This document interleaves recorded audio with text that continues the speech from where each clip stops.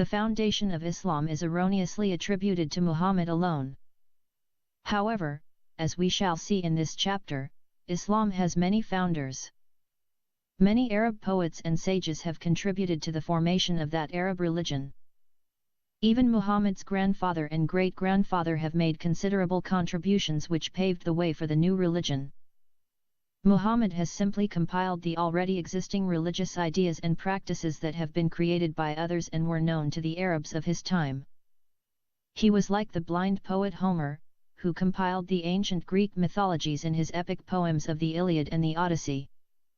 Muhammad has nothing original except his misogynistic teachings against women, the violent doctrine of jihad, spreading Islam by the sword, and the law of apostasy, killing those who forsake Islam. As we have mentioned in the previous chapters, Muhammad has borrowed to a large extent from Judaism, Christianity, Mandaeanism or Sabianism, Zoroastrianism, the Hanafiya religion, the Arab monotheists of Mecca, the Jewish Talmud, some Christian apocryphal Gospels, other Middle East religions, and the pagan Arab cult of his ancestors, the Arab polytheists. Therefore, it is wrong to say that Muhammad is the sole founder of that Arab religion, which came to be known as Islam. The Quran made false claims regarding the existence of the city of Mecca and the building of its Kaaba by Abraham and his son Ishmael. The city of Mecca was not there at the time of Abraham. It came into existence only in the 4th century AD. Mecca was built in the 4th century AD by the Yemeni tribe of Hosea. None of the BC historians or missions such as Herodotus, Pliny, Ptolemy, the militarily missions of Alexander the Great, or the Roman Empire missions, who either visited Arabia or wrote about the tribes and cities of that region had mentioned a city by the name of Mecca. The founder of the Hanafiya religion was Zayd ibn Amr ibn al-Nufayl. He was the first Arab man to falsely claim that Abraham and his son, Ishmael had built the Kaaba. Muhammad inherited this false claim and included in his Quran. Muhammad was so influenced by the false Arab prophet and poet Umayyah ibn Abi al-Salt. Umayyah spoke about the legend of the she-camel of the legendarily Arab prophet Salih which came out of Iraq. Muhammad copied in his Quran that legend as Umayyah narrated it. Muhammad also included in his Quran 3 Arab prophets, Hud, Salih, and Shu'aib, whom none of them ever existed. According to the Quran, those prophets were sent by Allah to the Arab tribes of Ad, Thamud, and Midian respectively. The Quran mentioned that, those 3 Arab tribes rejected the prophets of Allah and hence the angel Gabriel destroyed them through the shout. The Jewish Talmud Midrash Rabbah is one of the sources of Muhammad about the legendarily stories of the Jewish prophets. It was written in the 2nd century AD. Muhammad had no knowledge or had never seen the Old Testament. Kanz Rabbah is another important source to Muhammad. It is a religious book of the Mandaeanism. It mentioned that the angels and Satan were ordered by God to bow down to Adam at his creation. All the angels obeyed and prostrated before Adam except Satan. This myth is copied by Muhammad in his Quran. The Mandaeans, also called Sabians, revere some biblical characters such as Adam and his sons Abel and Seth, Noah and his son Shem, Aram, and John the Baptist, but reject Abraham, Moses, David, and Jesus Christ. The Aramaic manda means knowledge, as does Greek gnosis. Muhammad borrowed from Mandaeanism the rituals of prayers and fasting. The Mandaeans fast 1 month in the year and after that they celebrate a festival they call Eid al-Fitr, so Muslims do the same. The Mandaeans pray 5 times in each day as Muslims do. Before each prayer they do ablution, religious cleansing, and during their prayer they do ruku' and sujud, bowing, kneeling, and prostrating to their God, so Muslims practice the same too. As we mentioned earlier, neither Jews nor Christians pray in that pagan way. Al-Nada ibn al-Harith was the one who suggested testing Muhammad's claim of being the prophet of God. He sent a group of Makkans to the Jews of Yathrib. The Jews suggested 3 questions, of which 2 were based on well-known legends to the people of Arabia and Levant, today the Middle East, the 7 sleepers of the cave and Dhul Qarnayn, the one of 2 horns. The third question was about the nature of human soul. As we have seen, Muhammad failed to give answers to those simple questions and therefore exposed his falsehoods. See the Quran Surah Al-Isra 17 and Surah Al-Kahf 18. According to the Quran, Qarun, biblical Korah, had treasures that their keys were carried by strong men on 60 mules. See the Quran Surah Al-Qasas 28, 76. Islam teaches that Korah used to transfer elements such as iron, brass, and bronze into gold and diamonds. He built many houses out of pure gold. Muhammad borrowed this exaggerated story of Korah from the Jewish Talmud and some writings of the Mandaeans. According to the Old Testament, Korah was one of the Jewish slaves who used to live under bondage in Egypt until God liberated them through Moses and Aaron and brought them to the Promised Land. How could a slave be richer than his masters, the Egyptians? According to the Old Testament, Korah and other Jews rebelled against Moses' leadership and God punished them by opening the earth under their feet and burying them alive. According to authentic traditions, the Quran has undergone so much editing and revising and that many of its verses and surahs went missing. Between these mumble-jumble stories and fables in the Quran, you will find one law for flogging the adulterer 100 lashes, another verse allowing an adult man to sleep with a female child as a wife, and yet another verse sanctioning the man to marry 4 women at the same time and sleep with any number of female slaves or female war captives, yet another verse for cutting off the thief's hand, many more verses ordering the faithful to wage jihad against the infidels, etc., etc., etc. Even if the Quran was composed by an illiterate old Arab woman, she might have narrated it in a better fashion. No one can claim to have understood such a confused and chaotic book without the help of the works of Muslim commentators and historians like Al-Tabari, Ibn Kathir, Al-Qurtubi, Ibn Sa'd, Ibn Hisham, Al-Bihaqi, Al-Halabi, Al-Bukhari, Muslim, Abu Dawud, Ibn Majah, Malik, and many more. Scholarly researches show no written transcripts about Muhammad and his companions until 200 years after his death. It is no wonder that each of the commentators will give you 10 different interpretations mentioned by the companions of Muhammad in an attempt to explain one verse of the Quran. You will never know who among the 10 companions got it right from Muhammad. Everything we know today about Islam is passed from one generation to the next generation by mouth. As is the nature with storytellers, people tend to add and subtract many things from the Quran, Sunnah, and biography of the Prophet Muhammad. The first biography written about Muhammad by Ibn Ishaq, 704–770 AD, is lost and only a few quotations of it are found in the works of the next biographer, Ibn Hisham, who died in 833 AD, 200 years after the death of Prophet Muhammad, who died in 632 AD. Let us compare this with the 4 Gospels of Christ and the epistles of the New Testament. Today, all biblical historians agree that all the books of the New Testament, maybe except the Book of Revelation, were written before 70 AD. The historians based their conclusions on the fact that none of the 4 Gospels has mentioned the destruction of the Jewish temple by Titus in the year 70 AD.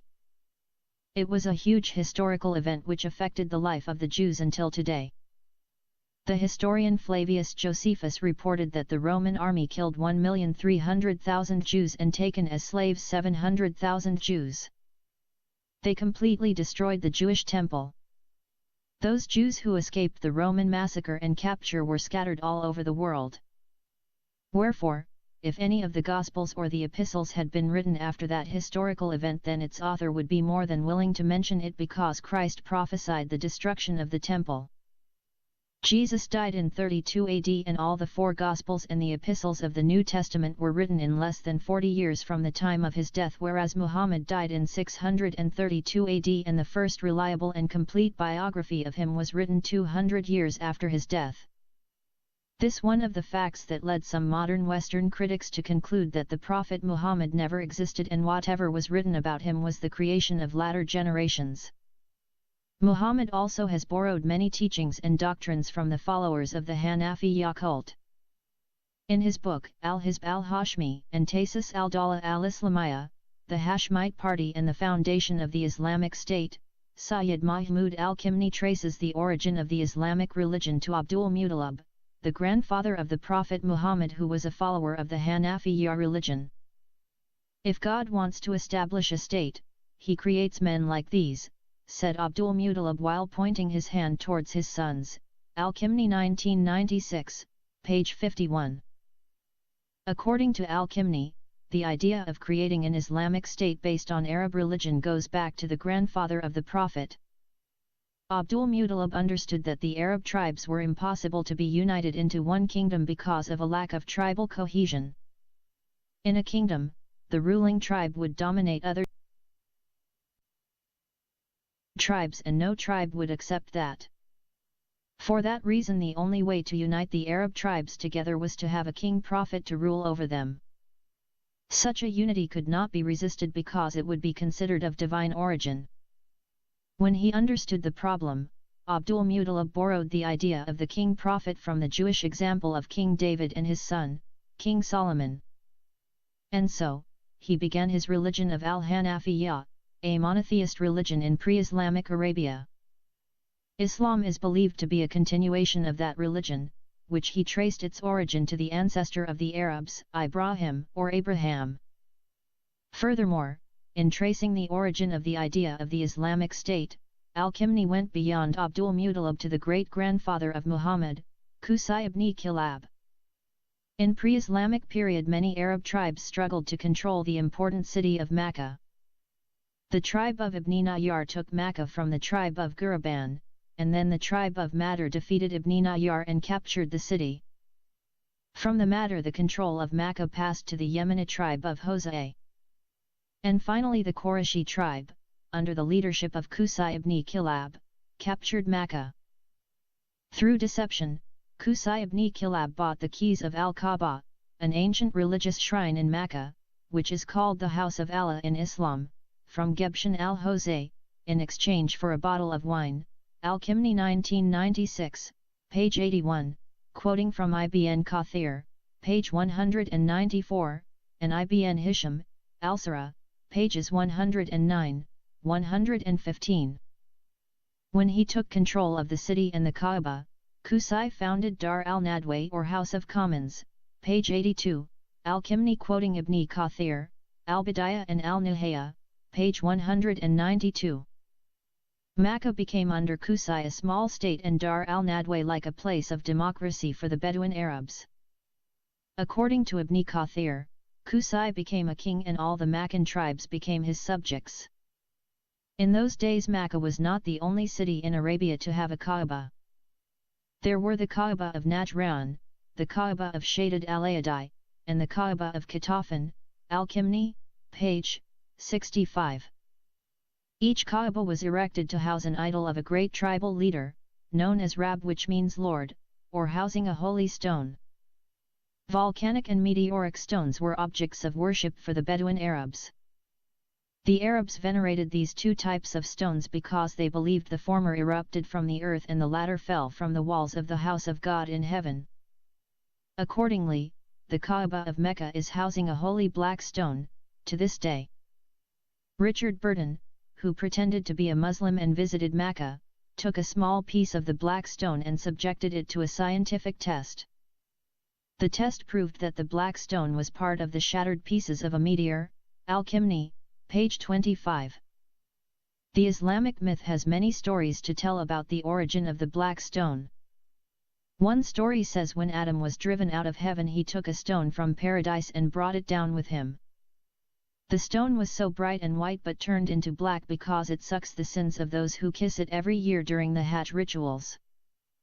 Another story relates the black stone to Abraham and his son, Ishmael. It is believed that Abraham and his son used the black stone as a ladder to build the present Kaaba. The black stone is also called Al-Hajir al-As'ad, which means the happy stone. An important event took place in 569 or 570 AD, known to the Arabs as the Year of the Elephant, which increased the importance of the Maccan Kaaba, page 76, Al-Suhaili quoting Ibn Hisham, in his book, Al-Rad, page 77. The Ethiopian leader, Abraham, made an attempt to destroy the Kaaba, but could not succeed. The Islamic myth said that heavenly birds called Tayr al-Ababil stoned the invading troops. The Egyptian essayist, Abbas Mahmud al-Aghad believed that the army of Abraha was struck by smallpox, page 76, quoting al-Aghad, Tawalai al-Bayathi al-Muhammadiyya, pages 145 to 146. Al-Aghad drew his conclusion from the historical records of the Byzantine historian, Procope, who visited Mecca at the same time. The retreat of Abraha's troops made the inhabitants of Mecca believe that the god of the Qurayshi tribe had fought for them. When Qusay ibn Kilab died, he left the inheritance of the Kaaba and the leadership of Mecca to his son, Abdul-Manaf. Then, it passed to Hashim, the son of Abdul-Manaf, Al-Kimni page 90, quoting Al-Tabari, Al-Tariq, page 123. After the death of Hashim, the leadership of Mecca and the Kaaba passed to Abdul-Muttalib, the grandfather of Prophet Muhammad, Al-Kimni page 98. As soon as he became a leader, Abdul-Muttalib began to lay the foundation for a new religion in which all hearts could be united in one God, Al-Kimni page 99. He called for the abolition of idols. God would not accept any supplication from a person except his good works. God was the God of Ibrahim, biblical Abraham, the father of all the Arab tribes and the Jewish tribes. Then, Abdul-Muttalib had a vision while he was sleeping in the courtyard of the Kaaba, that the God of Ibrahim had commanded him to dig the well of Zamzam, a holy well in Mecca, Al-Kimni page 100, quoting from Ibn Hisham, Al-Sirah, pages 136, 139. The well of Zamzam is near two idols of the Qurayshi tribe named Asaf and Nayla. Those two idols were placed in two mountains known as Al-Safa and Al-Marwa. The polytheist Arabs used to worship those idols. According to the Jordanian historian, Dr. Rafat Amari, Asaf and Nayla were names of real Jewish couple who claimed to be gods and made the Arabs to worship them. After their death, the Arabs continued to worship them as Al-Safa and Al-Marwa. Dr. Amari maintained that Asaf and Nayla had sex inside the holy Kaaba, and for that transgression God punished them by transferring them into the two idols, Al-Safa and Al-Marwa. Muhammad incorporated in his Quran this pagan ritual of Al-Safa and Al-Marwa. Therefore, Muslims, during their Hajj ritual, run between the two mountains of Al-Safa and Al-Marwa. Without performing those pagan runs, a Muslim pilgrimage is considered null. According to the Arab historian, Abu Zanad, who wrote in 747 AD, Hajj rituals and the fasting of Ramadan were pagan ceremonies practiced by the Arab Sabians and Haranians. Ramadan predated Islam. It originated in the ancient Arabian Baal worship. Muhammad's father and grandfather were pagans who worshipped Baal. Muhammad followed the religion of his father and grandfather and fasted from childhood as a Baal believer. From early age, Muhammad practiced Hajj rituals, which also part of the pagan Arabs' worship of the moon god, Baal. Narrated Izam, I asked Anas ibn Malik, did you used to dislike to perform tawaf between Safa and Marwa? He said, yes, as it was of ceremonies of the days of Jahiliyyah, days of ignorance or pre-Islamic period, till Allah revealed, verily. The two mountains, as Safa and Al-Marwa, are among the symbols of Allah. It is therefore no sin for him who performs the pilgrimage to Kaaba, or performs Umrah, to perform tawaf between them. Sahih al-Bukhari Volume 2, Book 26, page 710, Quran, Surah al-Baqarah 2, 158. The Arabian Baal religion is mentioned in the Quran in Surah al-Hajj 22, 17, Surah al-Baqarah 2, 62, and Surah al-Ma'idah 5, 69. The Quran and the Sunnah incorporated many pagan practices of the Arab polytheists of Mecca and also borrowed extensively from the Sabians of Mesopotamia, modern-day Iraq. The Sabians were also Arab tribes who observed fasting 30 days in the year, Ramadan, and prayed 7 times in the day. Islam retained 5 of them. Moreover, they celebrated 2 festivals in the year, the first one immediately after completing 30 days of fasting, and the second during their visit to Mecca for performing the Hajj rituals. Many Muslim historians, commentators, and scholars openly admitted that Islam is continuation of the pagan Arabs' Baal worship. See Ibn Hazm, Volume 1, page 34, Ibn al-Jawzi, page 84, al-Masudi in Muraj al-Thahab, Volume 2, page 213, Ibn Hajar in al-Isaba Volume 4, page 315, and Tafsir al-Tabari Volumes 5 and 16, page 6.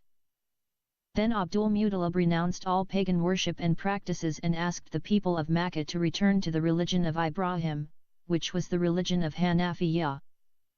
According to al-Kimni, the religion of Hanafiyyah originated in Yemen, but the Arabs of Mecca, somehow, attributed it to Abraham, the father of the Jews.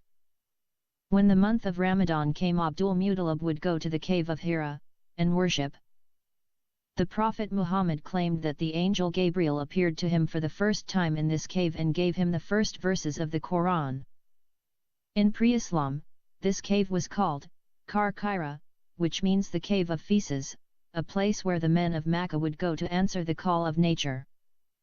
In those days Arabs had no toilets inside their tents. Abdul-Muttalib also began to invite the people of Makkah to do good and refrain from evil because he believed in the resurrection of the souls and their judgment on the last day.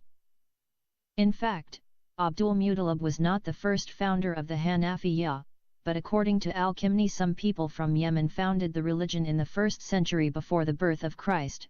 Al-Kimni page 111, quoting from Dr. Jawad Ali, al-Mufassal, page 59, and Thuriyaman Quash, in her book Al-Tawhid, page 159. Abdul-Muttalib did not know the origin of the Hanafiyyah and hence attributed it to the Hebrew prophet, Abraham, quoting from Al-Fakhr al-Razi. The Yemeni people used to worship one god whom they called Al-Rahman, quoting from Dr. Jawad Ali, al-Mufassal, page 59. The god Al-Rahman is the planet Venus which was worshipped by the Arabs of Yemen. The Quran considered the second name of Allah is Al-Rahman and dedicated an entire surah to that Yemeni deity, Surah Al-Rahman 55. Although Abdul-Muttalib made so many religious claims, but he did not claim to be the prophet of Allah. As we shall soon see, such a false claim was made by other Arab poets and sages including his grandson, Muhammad. Many people accepted the religion of Abdul-Muttalib and some of them made contributions to the new religion. The most important of those Hanafi followers were, Kaz ibn Sa'd al-Iyadi who invited the people to follow one God, who has not been begotten nor begot, and to whom all would return. Muhammad would later on borrow this doctrine as it is and incorporated it in his Quran, Al-Kimni page 112, quoting from Al-Shahristani, Al-Milal, and Al-Nahal 1951, page 96. Therefore, Kaz ibn Sa'd al-Iyadi was the first one in the Arabian Peninsula to call for Tawhid, or oneness of God. Su'aid ibn Amir al-Mustalak who said man has no hand in what befalls him from good or bad. Everything was predestined by God, quoting from Al-Awasi, Bulaq al-Arab, pages 219, 259. Thus Al-Mustalak came with the doctrine of predestination which Islam would include it as one of its 6 pillars of faith. Aqiyah bin Zohar al-Iyadi was the first Hanafi follower to claim to be a prophet of Allah, Al-Kimni referring to Ibn Habib, Al-Mabar, page 136, and Al-Awasi, Bulaq al-Arab, page 260. Aqiyah used to go to a lower place in Makkah, climb a ladder, and tell people that God spoke to him in that place. Even so, Aqiyah was not successful in his claim to be a prophet.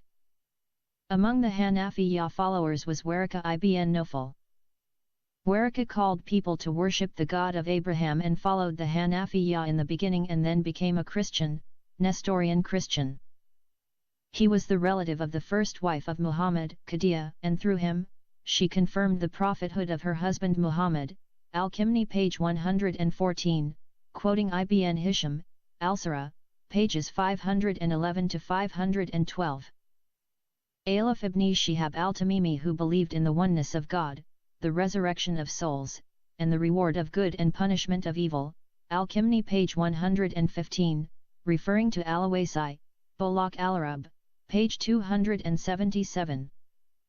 Furthermore, the Hanafiya followers used to practice circumcision, pilgrimage to Mecca, ablution after sexual intercourse, rejection of idol worship, belief in one God in whose hands are good and bad, and that everything in the universe is predestined and written, page 116, quoting from Dr. Jawad Ali, Al-Mafasal, page 290. According to Al-Kimni, the only missing thing for the Hanafiya followers was the existence of a prophet, page 116. When the Hanafiya people understood the importance of a prophet, they began to compete among themselves, as to which of them was going to be the prophet of Allah. They believed that the God of Abraham, Isaac, and Jacob was going to send a final prophet to the descendants of Ishmael. They thought the prophecy would be revealed to the one who reaches a high level of spirituality and holiness, Al-Kimni page 117.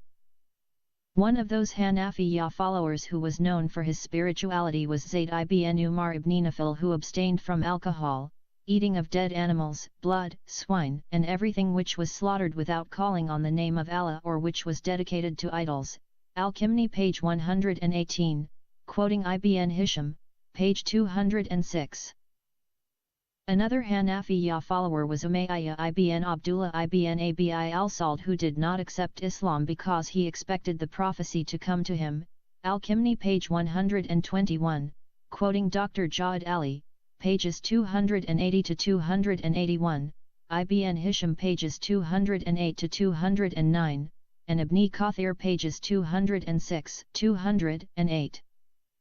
When he was told that the Prophet Muhammad killed the people of Makkah in the Battle of Badr, he tore his clothes and wept and said if he was a prophet of God, he would not have killed his relatives, Al-Kimni referring to Dr. Jawad Ali, pages 377 to 378, 383. Al-Kimni mentioned many poetic verses composed by these last two followers of the Hanafiya, which were incorporated in the Quran, pages 118 to 123. The following are some examples from the verses that Umayyah ibn Abdullah ibn Abi Sald had composed and were incorporated in the Quran. About Ibrahim, when he dreamt to slaughter his son Ismail, Umayyah said, "O my son, I have given you as an offering to God, have patience that Allah may redeem you." The son replied by saying that everything belongs to Allah without exception. Do what you have promised to do to Allah and do not look at my blood covering my clothes. And while he was removing the clothes from his son, Allah released his son with halal or a permissible sheep.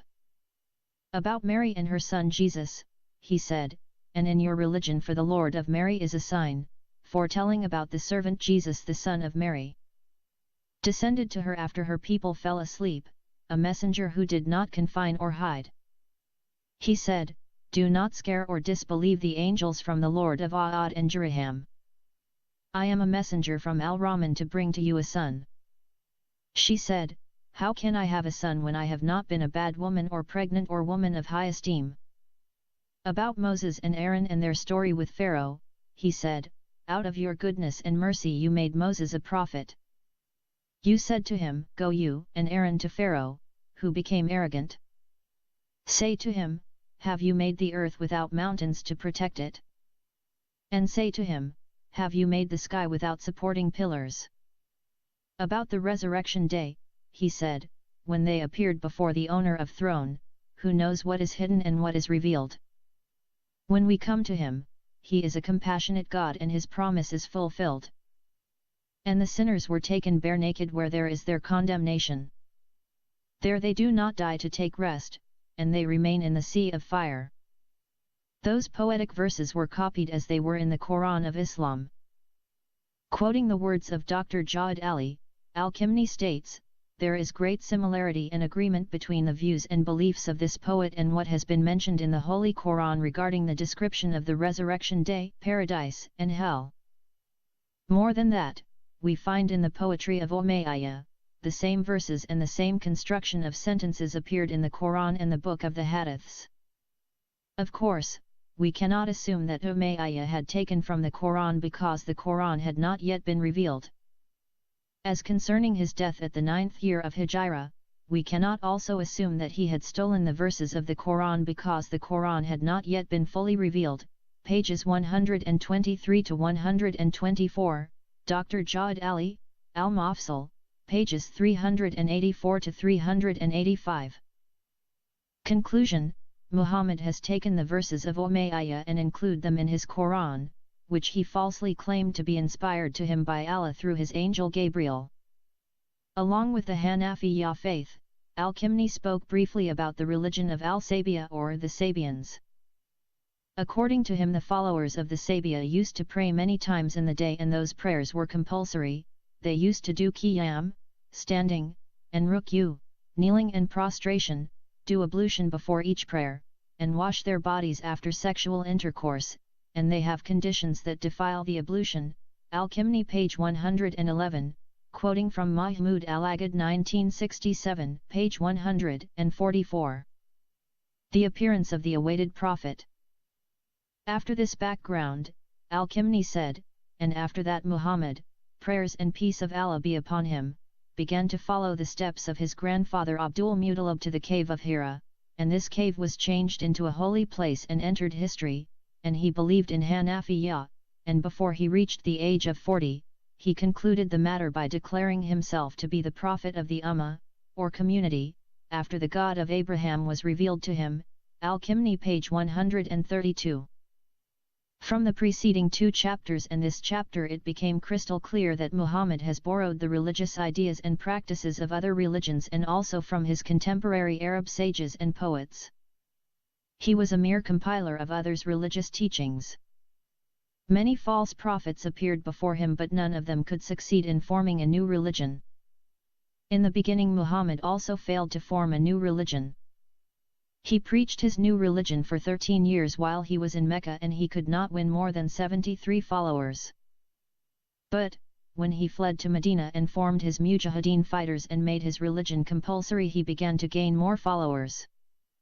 The fear of his sword and the tempting material gains contributed to the success of this new religion. Muhammad gave his followers the right to kill infidels and possess their properties, women, children, cattle, and slaves. Therefore, the teaching of jihad, spreading this new religion by the sword, forced people to accept Islam. Accordingly, many Arabs joined this Arab Robin Hood for the material gains, loots and women. The best way to conclude this chapter is to quote the words of the Byzantine Emperor Manuel II, who said, "Show me just what Muhammad brought that was new, and there you will find things only evil and inhuman, such as his command to spread by the sword the faith he preached." Yes, there is nothing new that Muhammad has brought to the world except his violent doctrine of jihad, the law of apostasy, and of course his evil teachings against women and followers of other religions.